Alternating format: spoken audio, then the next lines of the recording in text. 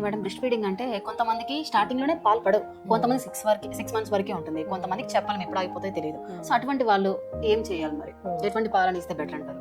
Okay, actually ఇది lactation failure అనేది 2 types ఉంటుంది. ప్రైమరీ, సెకండరీ 2 రకాలు ఉంటుంది. ప్రైమరీ అంటే అసలు పడదు, ఎంత ట్రై చేసినా పడదు వాళ్ళకి.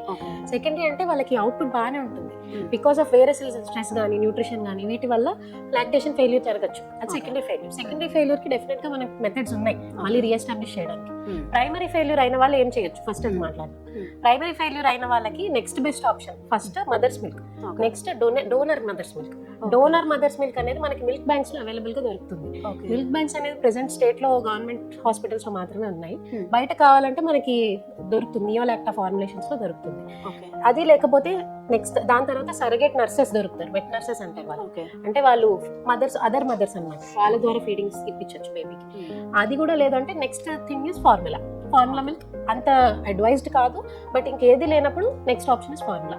ఇది కూడా లేదు, ఫార్ములా కూడా లేదు అని అంటే ఆ తర్వాత కౌ అండ్ బఫెలో మిల్క్ వస్తాయి. అవి అన్డైల్యూటెడ్ గా ఇవ్వాలి, యాజ్ ఇట్ ఈస్ ఎలా ఉందో అలా. కొంతమంది ఏం చేస్తారంటే అది కాన్సన్ట్రేటెడ్ ఉంటుంది అనుకుని వాటర్ కలిపేసి అలా ఇస్తూ ఉంటారు. అది చాలా బ్యాడ్ ప్రాక్టీస్. బేబీస్ లో వెయిట్ గెయిన్ ఉండదు, డయేరియా వస్తుంది, అవేమి ఇది ఉండకూడదు. So cow and buffalo milk are final options, అది లాస్ట్ ఆప్షన్.